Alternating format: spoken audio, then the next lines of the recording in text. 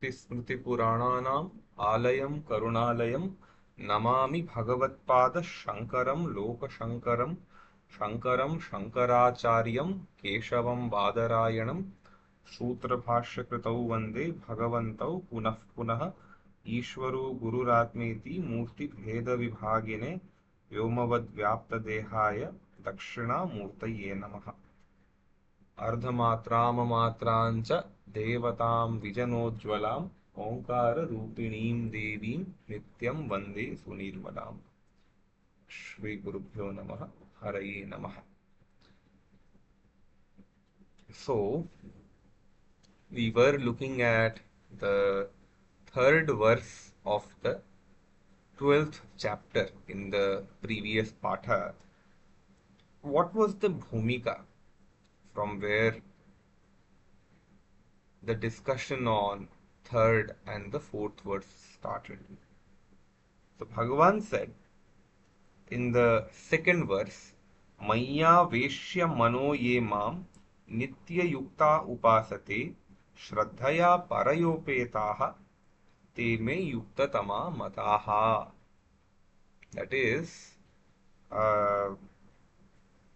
he is giving the lakshana of devotees worshipping his Vishwarupa, or optionally Chaturbhuja Rupa, some Sakara Saguna Rupa essentially.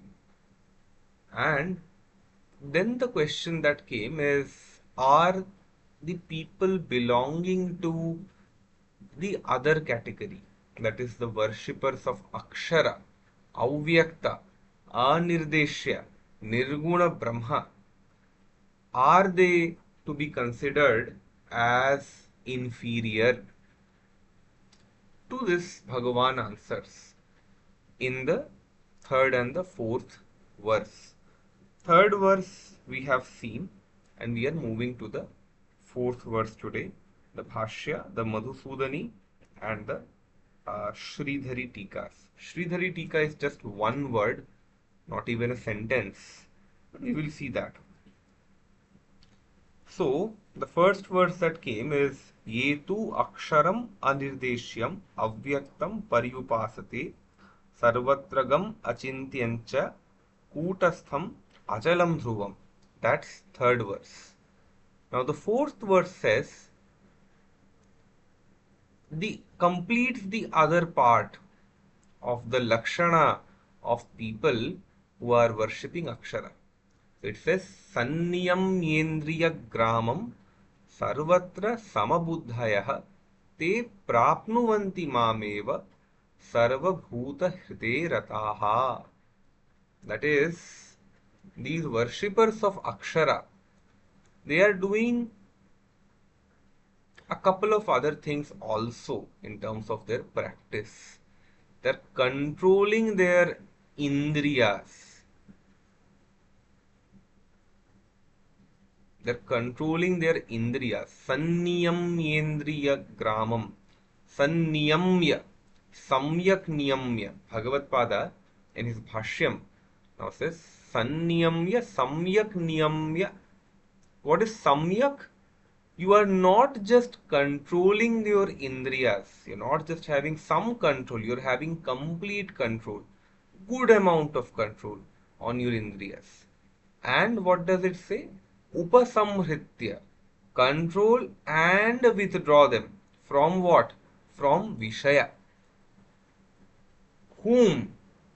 Whom to control? Indriya Gramam. The group of, or the collection, or all the indriyas basically. Indriya Gramam. Grama means collection or the collective. You take all the indriyas and control them all.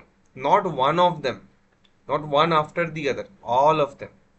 Indriya Samudayam. So Indriya Gramam and Indriya Samudayam are Paryaya Vachis. They are conveying the same meaning. And then Sarvatra, everywhere, Sarvasmin Kale, in all times, Samabuddhayah, they also maintain equanimity at all places and all times. Sarvatra is location, Sarvasmin Kale is time. Samatulya buddhihi yesham ishtanishta praptau. What is ishtanishta praptau? That is, whether you get ishta, that is, whatever you desire, or whether you get some undesired outcome, whatever it may be, whatever it may be, you maintain samabuddhi, or you see both of them as the same, gains or losses. Such people are called as samabuddhayaha, that is in bahuvachana. ते ये एवं विधाः ते प्राप्नुवन्ति मामेव सर्वभूतहिते रताः. So, the ones who are like this, who are like what? Who control their indriyas, who maintain equanimity in the face of gains or losses, they ye evam vidaha, te prapnuvanti mameva. They attain me only. There is one more lakshana for this category of people, the practitioners of avyakta or akshara upasana or nirguna brahma upasana. What is the other thing? Sarva bhuta hite rataha. They are always engaged in the benefit or in doing deeds which positively impact others. Natu tesham vaktavyam kinchit माम ते प्राप्नुवन्ति इति ज्ञानी त्वात्मैव मे मतम इति ही उक्तम नहि भगवत स्वरूपाणाम सताम युक्ततमत्वम अयुक्ततमत्वम वा वाच्यम. So now a question can be asked.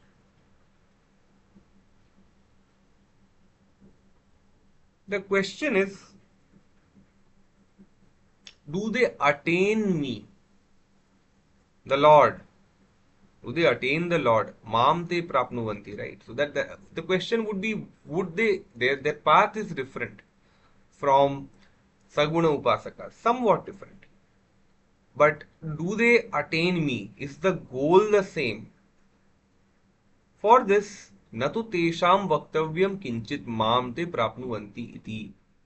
So he is saying, Bhagavan is saying, that there is nothing much to be said about whether they attain me, because I have already said elsewhere in the Gita, Jnani tu Atmaiva me matam. That is, the Jnanis, the Jnana yogis, the Upasakas of Nirguna Brahman are myself, are verily myself. This is my opinion, me matam.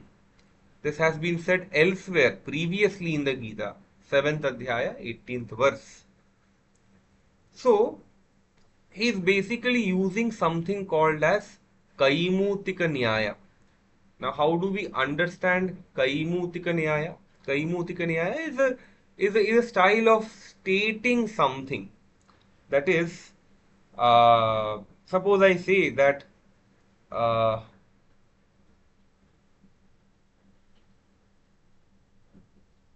you are concerned with this person getting a grade A. This person will get a grade O, outstanding. So what exactly is happening? I'm trying to convey that the person will get O grade itself. So what to say about A grade, right?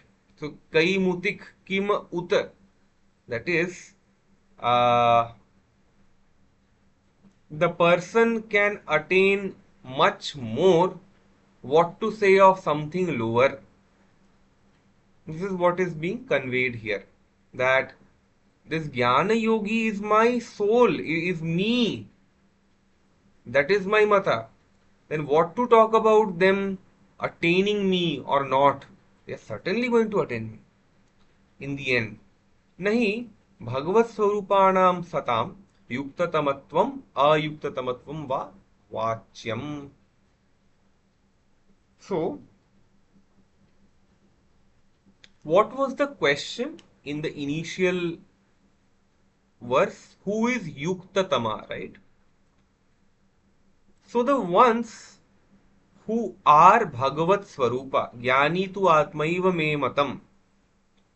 If this is being said, the Jnani is the same as Bhagavan or the same as Brahman. Since that is the case, then to say whether these Jnanis are Yuktatama or Ayuktatama does not make sense. It is not okay, because whether they are better or not, that question is basically unnecessary, because they are anyway being said, it is being said about them that they are the self of the of Bhagavan, they are Brahman itself, right? So that question does not arise at all. Now I will go to Madhusudani, but let me just focus a little bit on uh, the fifth verse and talk about it as well with its bhashya. Then I will move to Madhusudani and Sridhari for the fourth verse.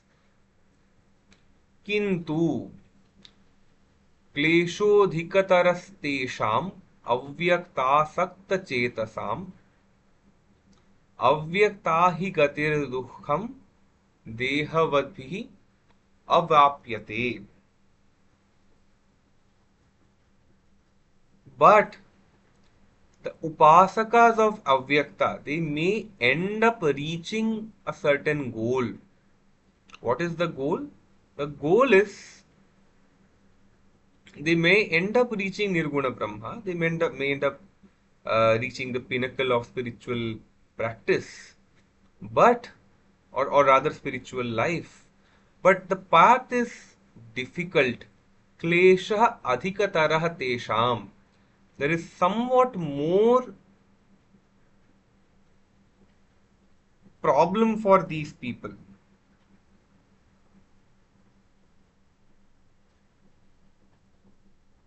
Avyaktasakta chetasam. The ones who have focused their mind on avyakta or avyakta upasana or nirguna brahma upasana. Such people face a lot of problem, because Bhagavan is saying tesham, there will be a lot of problem for those people. Who are those people? Avyakta asakta chetasam. Now, avyakta hi gati dukkham dehavadbhihi avapyate. So, this is the other line. Avyakta hi gati dukkham dehavadbhihi avapyate. So, it becomes difficult for them. It becomes difficult for them to attain this avyakta for such people. Let us look at the bhashya, and then the meaning of the words will also become clearer. Klesha adhikatarah, Bhagavad Pada says. There is a lot of problem for these people. यद्यपि मत्कर्मादिपराणां क्लेशः अधिकः एव क्लेशः अधिकतरस्तु अक्षरात्मनां परमात्मदर्शिनां देहाभिमान परित्याग निमित्तः.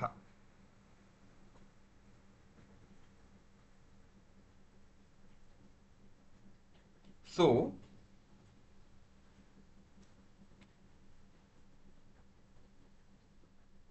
Bhagavan is saying that there is one category of people who are upasakas of Saguna Brahma, the Matkarma people, the people who do all actions for me, dedicated to me. We saw that, right? If we go up, Maya Veshya Mano Ye Mam Nitya Yukta Upasate. And these Nitya Yukta Upasate, these Saguna Brahma Upasakas have some added lakshanas which came in the Ekadasha Adhyaya. Let me go there. Ekadasha Adhyaya. 55th verse, if you see, Mat karma krin mat paramaha. Right? The ones who do action for the sake of Bhagavan. So that is one thing that has been added here. So idea is that Saguna Brahma Upasakas do all actions, perform all actions for the sake of Bhagavan. Now, if I go down here, Sanniyam Mendriya, sorry, Kleshodhika Tarastesham, Mat Karma Paradinam, Mat Karmadi Paranam, sorry. So the ones who do all actions for Bhagavan, they also get Klesha. Yadyapi, Mat Karmadi Paranam Kleshaha Adhikaha Eva. So he's saying that the ones who do action for me, all actions for me, Saguna Brahma Upasakas, they also get a lot of klesha. But klesha adhikatarah tu, for whom?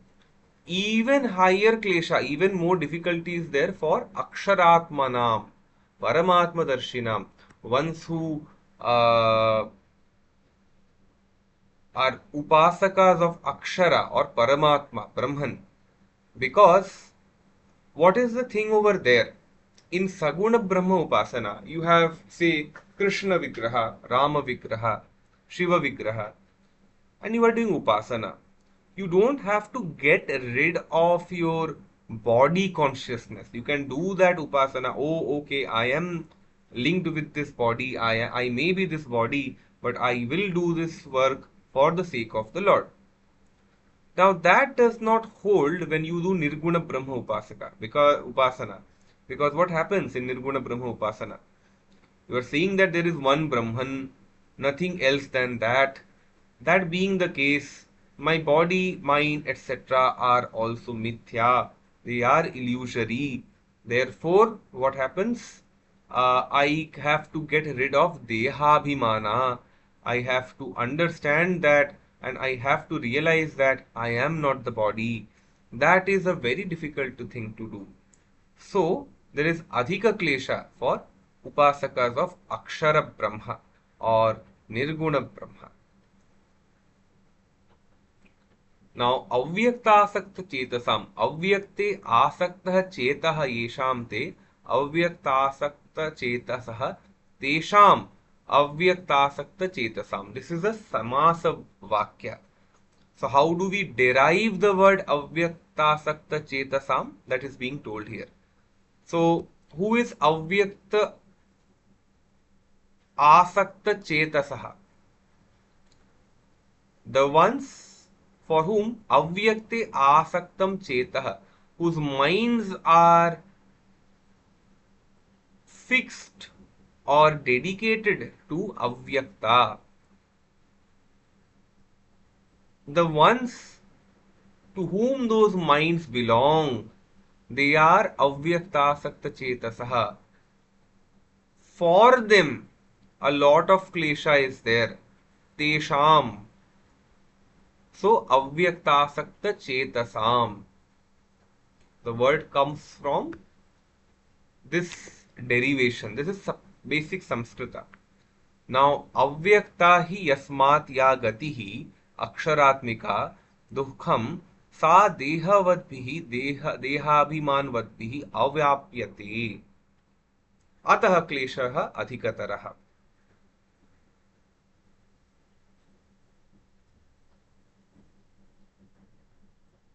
So, Aksharatmika Gati, the state of Nirguna Brahman, or the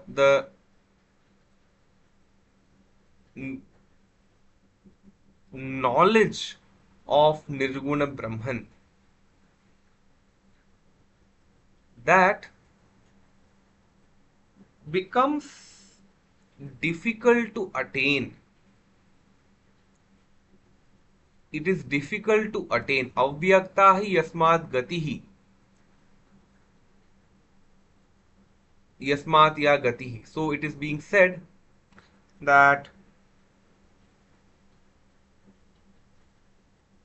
the state of the knowledge that I am this nirguna nirvikalpa Brahman is difficult to attain, therefore, for dehavadbihi, dehabhimanvadbihi, that is, for the ones who identify themselves as the body. They cannot get it. Avapyate. They cannot get it.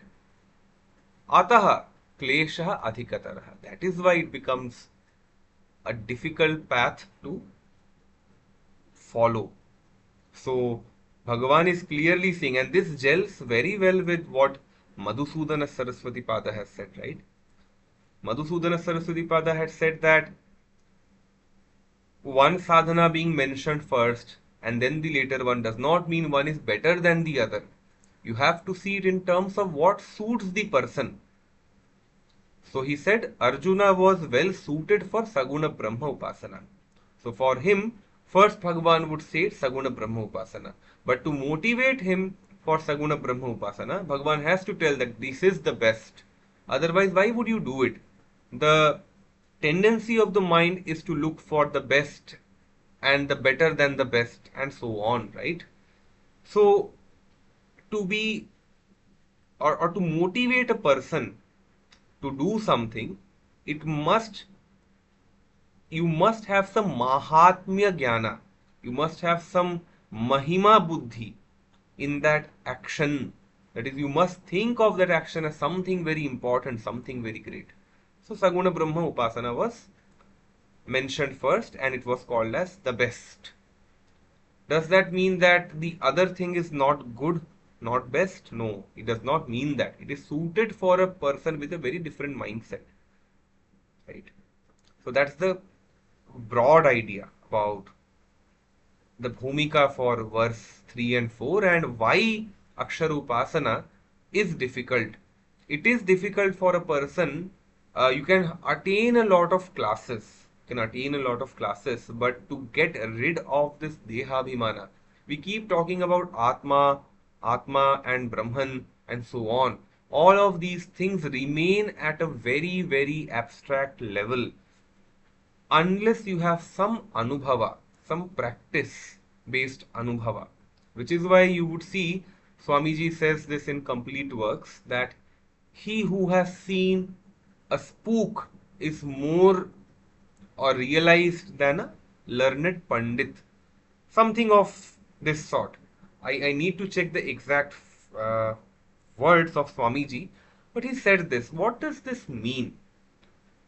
A Pandit who has studied a lot, who has studied a lot of abstract concepts about Lokottara Sthiti, that is the state after death, studied a lot, can do a lot of pravachana.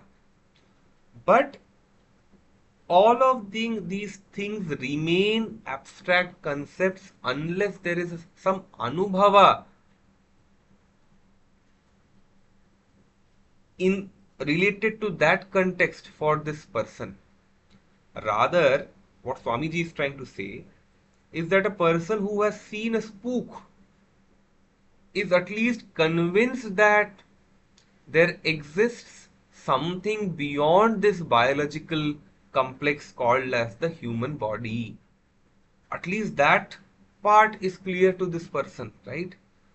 So this person is probably, it's easier to convince this person about Atma and so on, or the fact that Atma does not die, and a host of other things. Does not mean to say that you become a ghost hunter. That's not the goal of this Vakya of Bhagavan.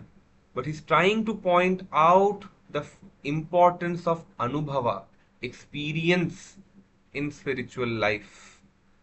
Now, if you have any questions, you can ask before I move on to Madhusudani on this.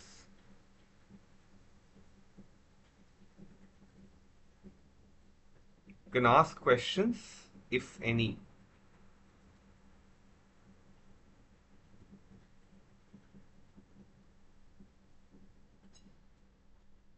Okay, fine. I do not see any questions being raised. So I think we can move to the Madhusudani and Sridhari.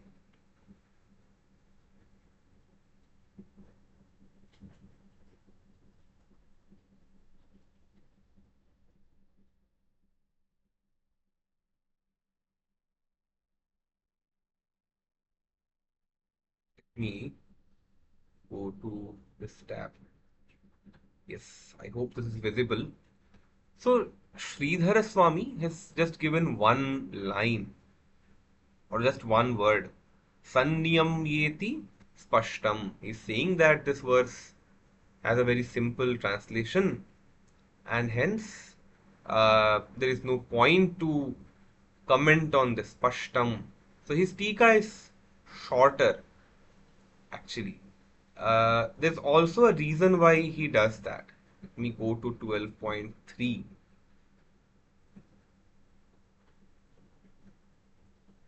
He has already given some background here. Yetu iti dvabhyam. Yetu aksharam. Starting from Yetu aksharam, he says that Sarvabhuta hite rataha, the last part of 12.4, beginning from the first part of 12.3 till the last part of 12.4 have to be read together. Yetu iti dvabhyam. So both of these has to have to be read together. And then he says, Yetu aksharam paryupasati dhyayanti tepi mamemeva prapnuvanti iti dvayoho anvayah. The link between the two verses 12.3 and 4 is that whoever meditate on the Nirguna Brahman, do its upasana, they attain me. Mameva prapnuvanti. Where does this come? This came in the 12.4 verse, right? So he's connecting the both verses in the Tika for 12.3 itself. So he says that okay, he has already commented and given a context for 12.4. Anyway, word by word meaning, if you want to see point 12 for 12.4, that is also very easy. It's pashta. There is no scope of non-clarity over there, and hence he is not doing a tika for it. Now, one more thing, because you were not present in the last patha, I just need to mention. Madhusudana Saraswati Pada has also taken 12.3 and 12.4 together. He has not considered them separately, which is why we stopped and see here 12.3, 12.4 have been given uh, in one place. And we had seen up till this part in the last patha. Now, the next part of his Tika, which is dedicated to 12.4 and kept here, we will discuss this part. So, he says, Katham पुनर्विषयेन्द्रिय संयोगे सति विजातीय प्रत्यय तिरस्करोत आह संनियम्य इति.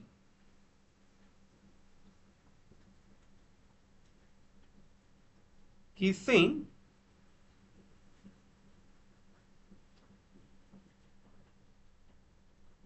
if you want, this is a very important part of spiritual life. The question is asked,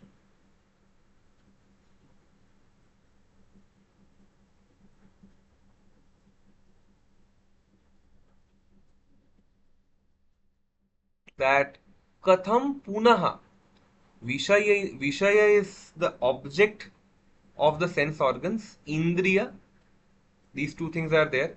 Object and Indriya, if these two things come into contact, then how does that stop any Vijatiya Pratyaya? So, in the presence of a contact between Indriya and their Vishayas, senses and sense objects, how do you stop the flow of multiple thoughts which may be pertaining to different objects. That is why the word vijatiya has come. How does one do it? Sanniyamya iti. You concentrate, or rather not even concentrate, you do samyama, or you do sanniyama. What is that? Sanniyamya स्वविषयेभ्यः उपसंहृत्य इंद्रियग्रामं करणसमुदायम्. What is Karana Samudayam? These words come in Nyaya. You can also go back and look at the Tarka Sangraha recordings. Idea is that there is some instrument by which I get to know something, right? Some instrument. What is that instrument by which I have knowledge pertaining to direct perception? Direct perception as in seeing something, hearing something, tasting something, touching something, and so on. So how is it possible? It is possible by means of an instrument called as Indriya, or a collective of instruments called as Indriya. What are the Indriyas? Chakshurindriya, Shrotrendriya, Ghanendriya, Shravanendriya, and Twagindriya. All these Indriyas, if you can withdraw them, upasamhritya, draw these Indriyas from their respective Vishayas. What is respective Vishaya? Swa-Vishaya? Idea is this, that you cannot smell a vastu by eyes, right? You cannot say that by my eyes I know that this dish smells very good. You cannot say that. So the idea is that all instruments of knowledge have their own subjects. Rupa Jnana, that can happen by Chakshurindriya. Gandha Jnana, that can happen with Ghanendriya, and so on. So withdraw each object from their respective, withdraw each sense organ, or rather Indriya. Sense organ is the wrong word to use, as I have already mentioned. Indriya means something subtler, but let us take it as sense organ for the time being, or senses as for the time being. So withdraw each of the senses from their respective Vishayas. Etena shamadamadi sampatti rukta. Now again, since you haven't been part of the Vedanta Sara discussions, pathas, I will mention this. Idea is simple. In Vedanta, we have something called as Anubandha Chatushtaya. Anubandha Chatushtaya means what is the subject matter of Vedanta?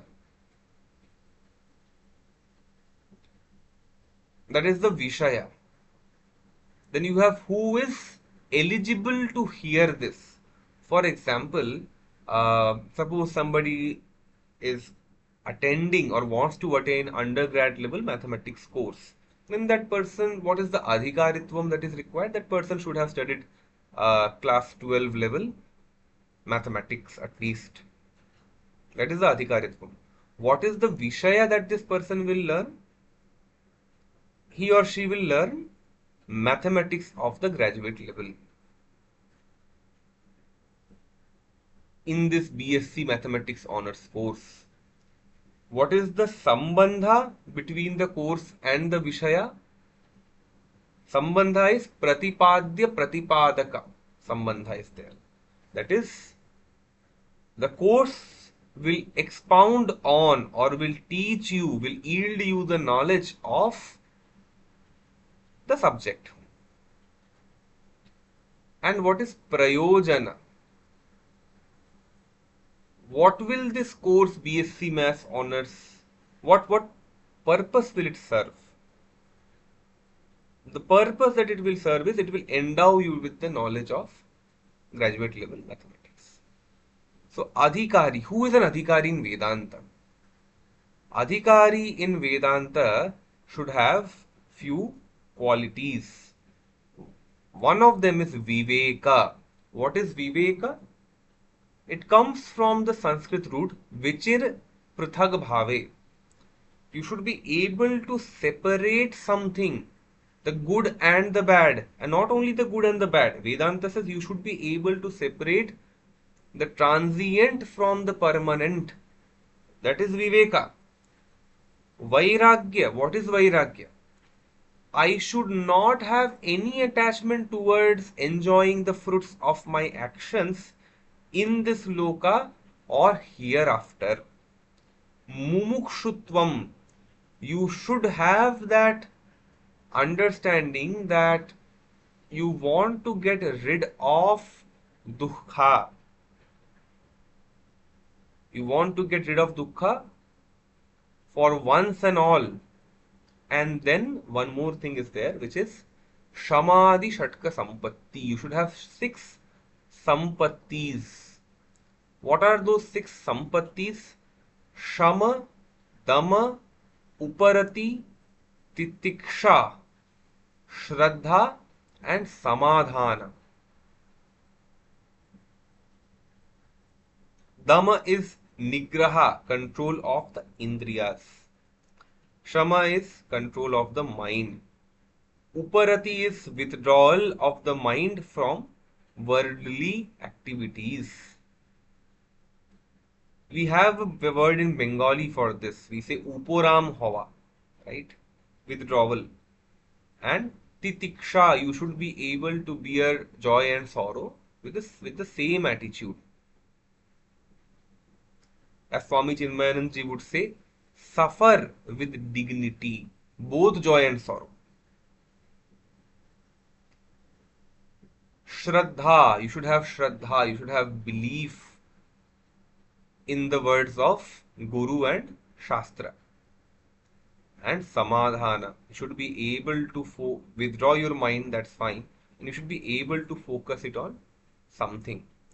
And we know, if you look at the prasanga of Totapuri instructing Sri Ramakrishna, we see that very clearly, right? As in, he had samadhana, the quality to focus on what has been taught, concentrate on that by withdrawing his mind from everything else, and which is why he had realization in 3 days. Now,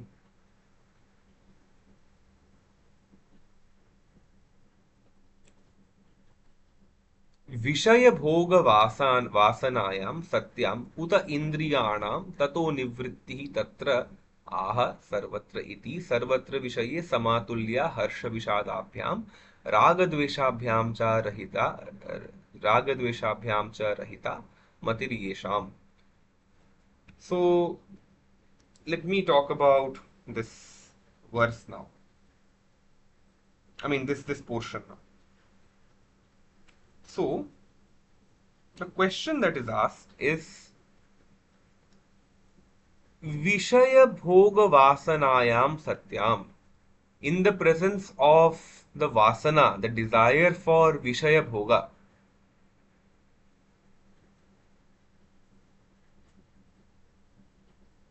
how will you control the Indriyas and withdraw them from the Vishayas? So for that, tato nivrittihi tatraha. So for that, Bhagavan says,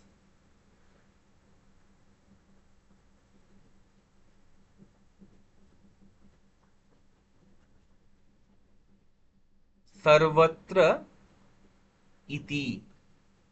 And then he explains. Bhagavan says Sarvatra. The word Sarvatra has been said. Sarvatra, etc. Sarvatragam achintyancha kutastham achalam dhruvam. And then a Vistara is being given on the verse itself. Sarvatra vishaye samatulya harsha vishadabhyam ragadveshabhyam cha rahita matiryesham सम्यग्ज्ञानेन तत्कारणस्य अज्ञानस्य अपनीतत्वात् विषयेषु दोषदर्शनाभ्यासेन स्पृहाया निरसनाच्च ते सर्वत्र समबुद्धयः एतेन वशीकार संज्ञा वैराग्यम उक्तम. This is coming from a Patanjali Yoga Sutra. The sutra is Drishtanushravika Vishaya Vitrishnayam Vashikara Sangya Vairagyam. This was the sutra. Drishtanushravika Vishaya Vitrishnayam Vashikara Sangya Vairagyam. Yes. So, what is being said? In the presence of a desire for bhoga vasana, how will you withdraw your mind? That is the question. And it is being answered in these couple of sentences. Actually, a little bit more. What Bhagavan tries to say, or what Madhusudana Saraswati Pada is expanding and saying, is that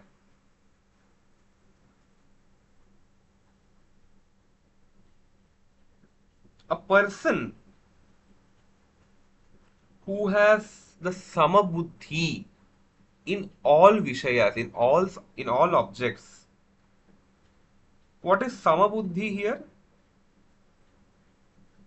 A person who does not have joy or sorrow, attachment or hatred towards any object, that person is said to be samabuddhi.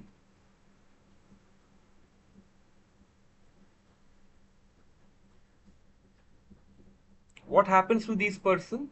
These people know that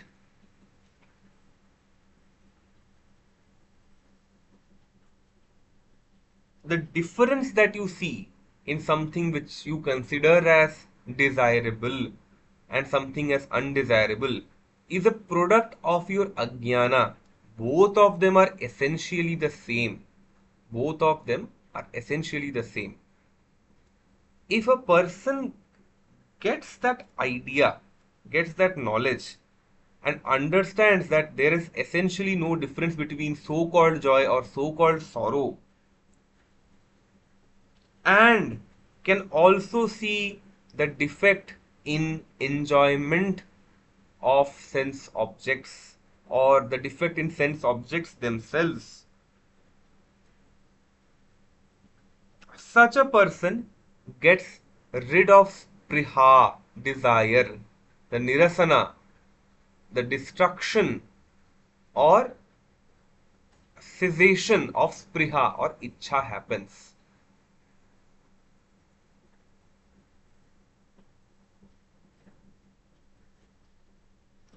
Such persons are said to be endowed with a certain category of vairagya as it comes in Patanjali Yoga Sutra. I'm not going into the background of the sutra, but it says that such type of vairagya is called as Vashikara Vairagya. The other thing is, once you understand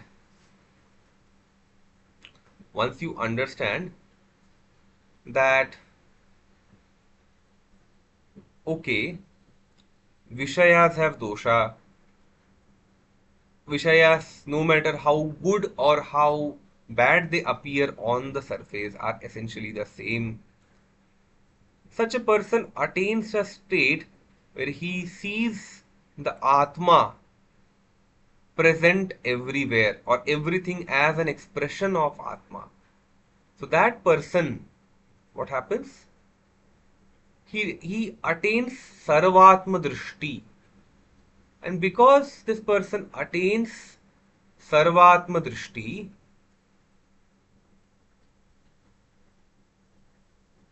he gets rid of Dvesha, which is the cause of Himsa. What is Himsa? Is it only killing an animal or something like that? No. Himsa means any form of competition for resources. That is Himsa. Whenever you compete with a jiva, you're causing some bhaya in it, right? So more broader definition of ahimsa is non-competition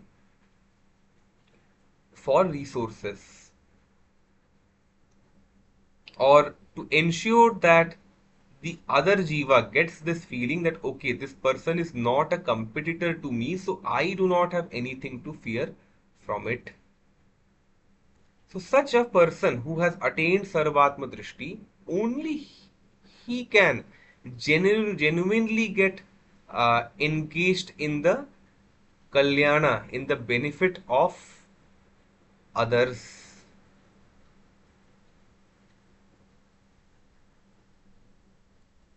And what is this person doing? Abhayam sarva bhutebhyo mattah swaha. This is the mantra that this is a part of the sannyasa ritual, by the way. The idea is this, that whenever a sannyasi takes sannyasa diksha, the person has to pledge that from today all jivas, or rather all things and beings, have nothing to fear from me. I will offer no competition to them. Iti mantrena. Having said this mantra, Abhayam Sarvabhutebhyo Mattah Swaha. After having said this mantra, this person gives Datta Sarva Bhutabhaya Dakshinaha. It gives the Dakshina of Abhaya to all things and beings. Krita Sanyasa iti yavat Abhayam Sarva Bhutebhyo Dattva Sanyasam Acharet iti Smrite. This is the ritual of sannyasa. This is how the person, the upasaka of Nirguna Brahman, has to take sannyasa. And what is the process for it? This person has to pledge that I offer no competition. I cease to be the cause of fear and sorrow for all things and beings from today. And having done that, this person should take up sannyasa. Iti smriti. This is a smriti vakya. This is the shastra pramana for the sannyasi taking up the vow of abhaya. एवं विधाः सर्वसाधन संपन्नाः सन्तः स्वयं ब्रह्मभूताः निर्विचिकित्सेन साक्षात्कारेण सर्वसाधनफलभूतेन मामक्षरं ब्रह्मैव ते प्राप्नुवन्ति. पूर्वमपि मद्रूपा एव सन्तः अविद्यानिवृत्त्या मद्रूपा एव तिष्ठन्ति इति अर्थः. ब्रह्मैव सन् ब्रह्माप्येति ब्रह्म वेद ब्रह्मैव भवति इत्यादि श्रुतिभ्यः इहापि च ज्ञानी तु आत्मैव मे मतम् इति उक्तम्. So what is being said is that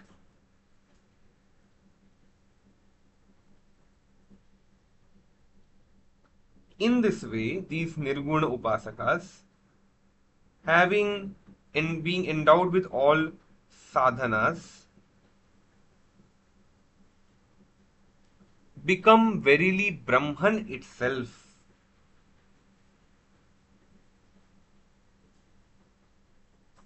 And attain the phala of nirvichikitsa, that is undoubted sakshatkara, sure shot realization that they themselves are Brahman.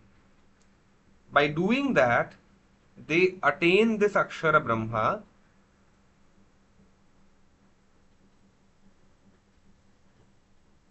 and all this bandhana that you see, bondage and all, these in Advaita are considered as mithya.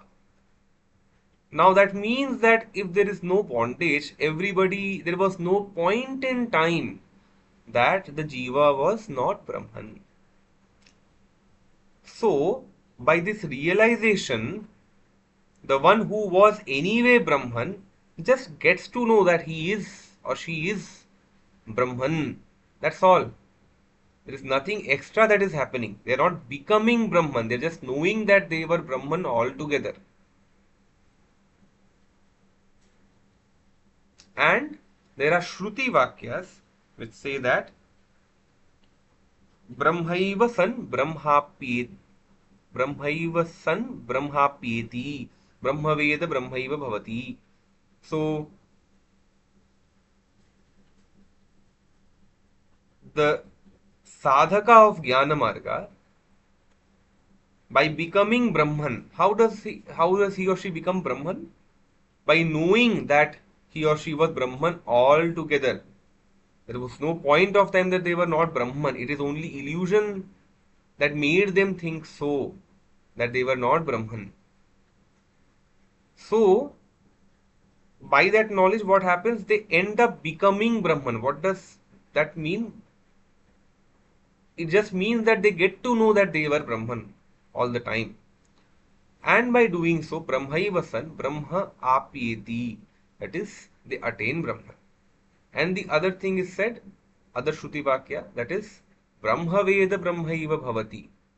The knower of Brahman becomes Brahman itself. This is also self-explanatory. Ityadi Shruti Piha Ihapi cha Jnani. This Jnani also is me, is my Atma, as Bhagavan is saying. Jnani tu Atmaiva me matam. So it is being said that Bhagavan said, Jnani is my Atma. This is the Vakya that came in the 7th Adhyaya. Bhagavad Pad has quoted it in his Bhashya on 12.4. So that Vakya that Bhagavad Pada had quoted from 7.15, if I'm not wrong,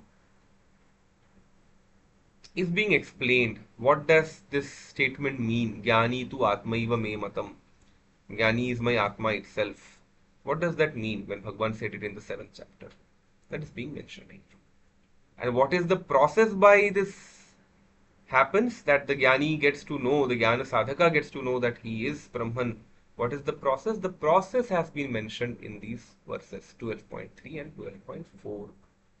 Okay, any questions? Please ask.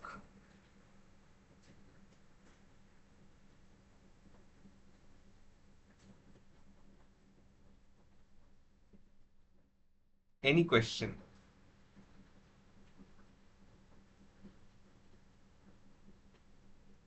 Okay, I will just do the Sridhari on 12.5, and then we can stop there and just do the Madhusudani in the next class and move to 12.6.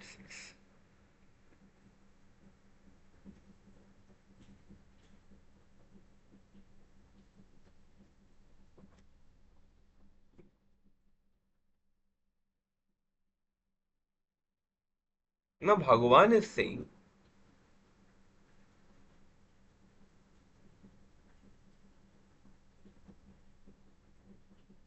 that Klesha Adhikataraha, the sadhaka of Jnana Marga, will face more difficulties.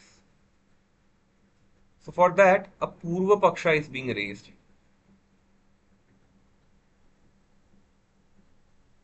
That if Nanucha tepi tvameva prapnuvanti, if the Upasakas of Jnana Marga also attain you, tarhi itaresham, the ones who were following Saguna Brahma Upasana, Bhakti Marga you can say in some ways, Saguna Brahma Upasana, why were you considering them as Yuktatama?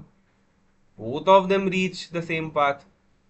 Tarhi itaresham, what is the Yuktatamatva of the other group, the Upasakas of Virata Rupa? Yuktatamatvam kutaha, what is there, what is special in them in that case? Iti apekshayam klesha kritam vishesham aha klesha iti tribhihi. Bhagavan is saying that Bhagavan is preempting this question, and then he is saying that there is some klesha and aklesha in these paths. Klesha iti tribhihi. So he's saying that there are these set of verses that you will see. Klesha iti tribhihi, which are 12.5, 6 and 7. So, idea is this, that अव्यक्ते निर्विशेष अक्षर आसक्तम चेतः येषाम तेषाम क्लेशः अधिकतरः. That is, the ones whose minds are, or do upasana of avyakta, nirguna brahman, for them there is a lot of difficulty.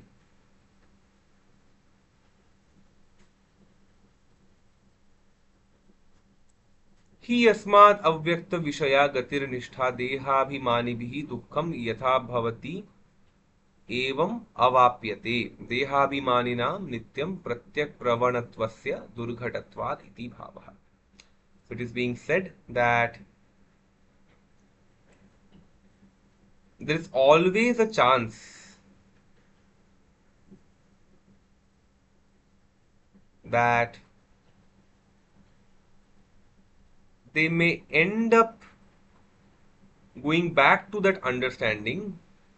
They may get this understanding by doing some shravana, that they are not the body.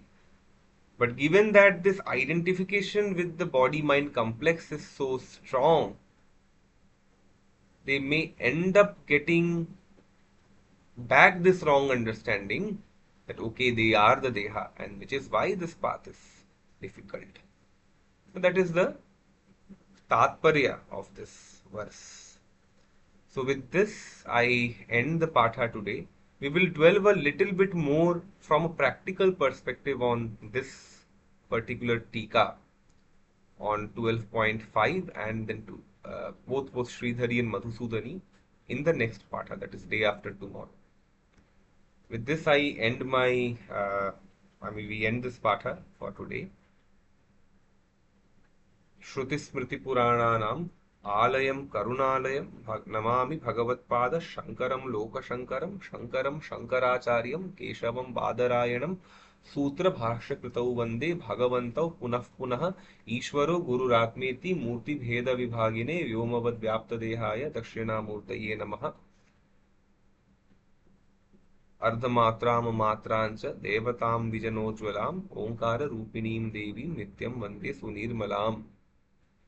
Shri गुरुभ्यो नमः. हरे नमः.